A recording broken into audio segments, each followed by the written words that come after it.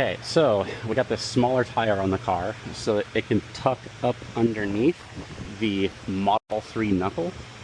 However, the car looks like totally ridiculous with this new offset, which is sunken in. So we got some wheel spacers here, and we're going to see what we can do about that. Alright, so we got a 5mm spacer on there before. We just drilled out a 12mm space, M12 hardware to fit over the 14, and this little brake retaining fastener right there. So anyways, 5 is the limit that you can use on the OEM studs. Not really engaging the hub, so maybe I'll pop it back off and I'll just check what the engagement is if that 5 was not on there. And maybe we can put it on the opposite side as well. But ultimately, I have a 5mm spacer and two 20s, and although it might not be the safest thing in the world, ultimately I want to take that plus 45mm offset out of the wheel and get us down to a 0 and see how the fitment is on the inside. And that'll help us confirm a custom set of wheels.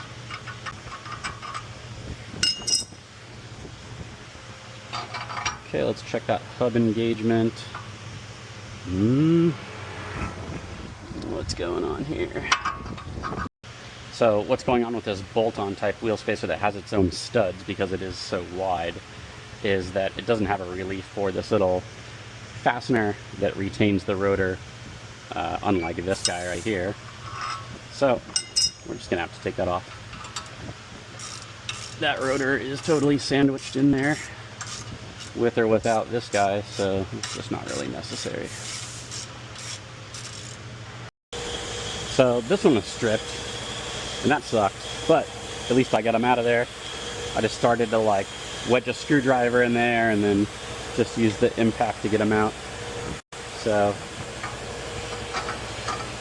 anyways, confirmed, these hub-centric wheel spacers,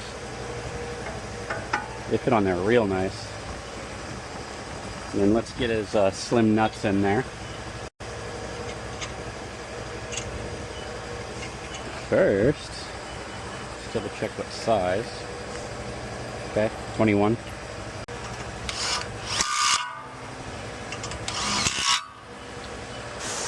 Okay, the other thing I want to confirm is we got a little bit of stick out here.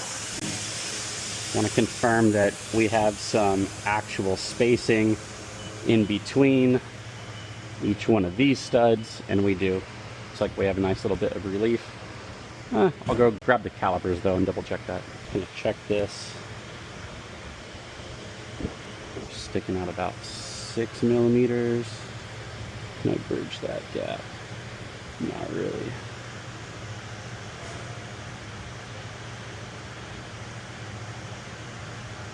Yeah, looks like anything over 6 would clear.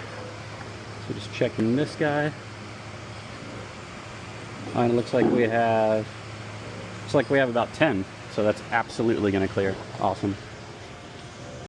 I've got 20mm, and outside of that 20mm, the OEM studs were still sticking through. So I took off the 5 that was in there. It was going to be 20, 40, 45. Actually ended up being 7.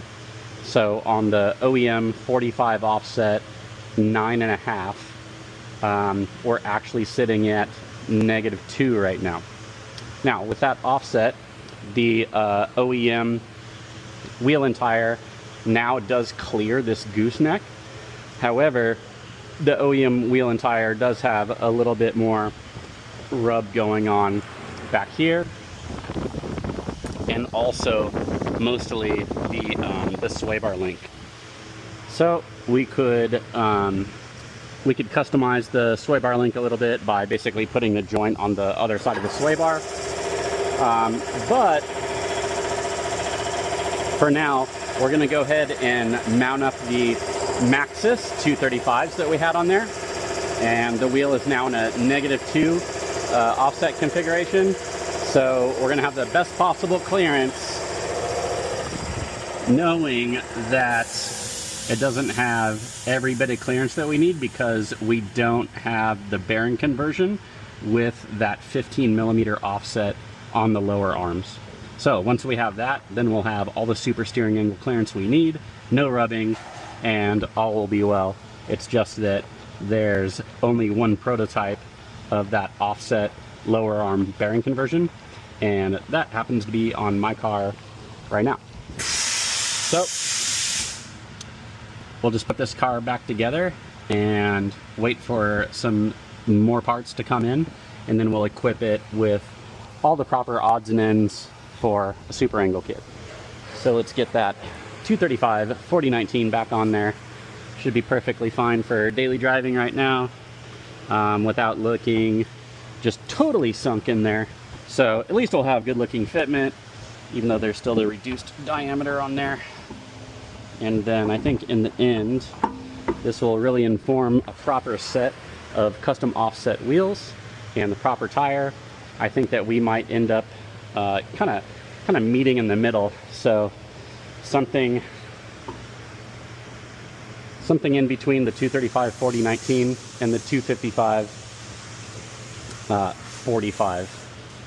So as we can see, this one's pretty gapped out right now, and still has like a tiny bit of clearance on the OEM. So I think we might be able to split that difference.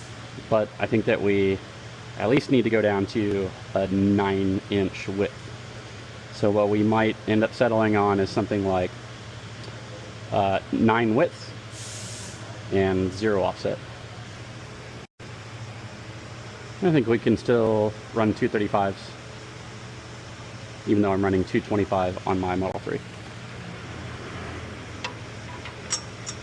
So I'll get this on there, and then we'll drop it down. So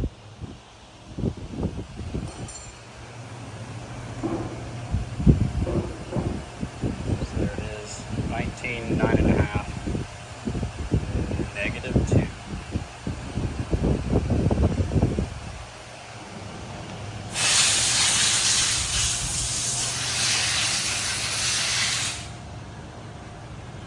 Still needs that extra diameter, but I'm going to be careful about it for the steering angle clearance.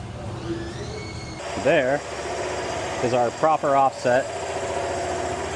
Not so embarrassing.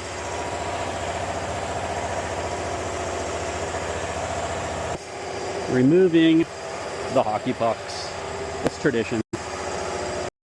Alright, so grabbed my 18 millimeter open end wrench T40 star/Torx, and I'm going to remove the sway bar link because Emily is so nervous about stuff rubbing that we're just going to sort that out. I mean, for a drifter, stuff just rubs all the time until we take care of it. And you know what?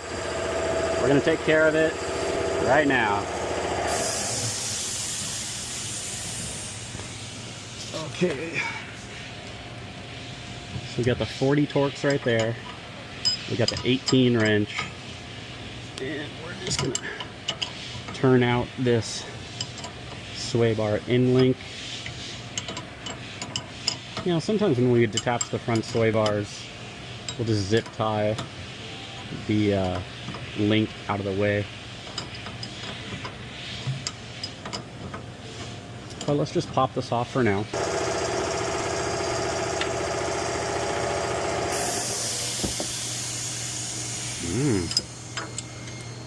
I'm gonna actually blast that thing off with some power. All right, 18.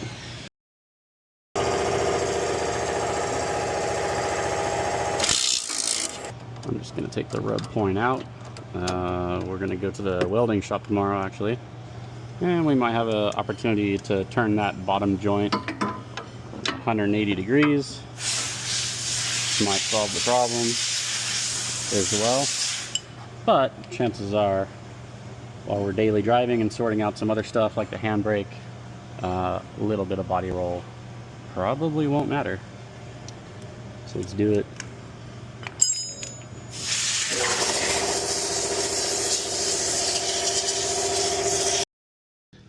Okay, so we use the oldest drifter trick in the drifter handbook, which is if something's rubbing, then you just unbolt it. Scooter. All right, we're giving it some super extra steering angle. Huh, silence. Emily's gonna be so relieved. I don't even think she's thought about body roll a day in her life. So just as long as it doesn't make a squeaking sound when the tire is rubbing against the sway bar end link. Ooh, silent super angle steering has been achieved. Just wait till we get those offset arms on there. And this thing is gonna be a angle monster. Oh yeah, this is where it's at. Emily's gonna be pumped. Ooh yeah, look at that. That's what I'm talking about.